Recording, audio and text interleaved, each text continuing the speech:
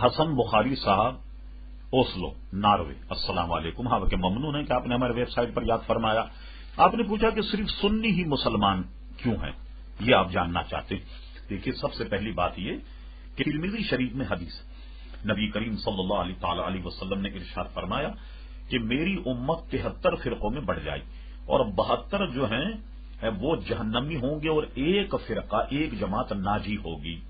یعنی کیا مطلب کہ 73 فرقوں میں سے ایک جماعت جنتی ہوگی اور باقی سب کے سب جہنمی ہوں گے.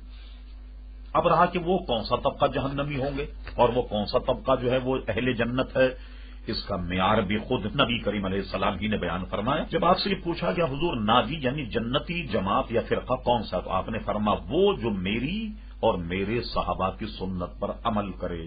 ظاہر ہے کہ اہل سنت وہ ہیں جو حضور علیہ الصلوۃ والسلام اور صحابہ کرام علیہم الرضوان کی سنت پر عمل کرنے والے ہیں، جن کا نام اس دور میں اہل سنت و جماعت ہے. تو میں سمجھتا ہوں کہ اتنا کافی ہوگا. مزید اگر آپ کو دلائل چاہیے تو دوبارہ ای میل کیجئے، ہم مزید دلائل آپ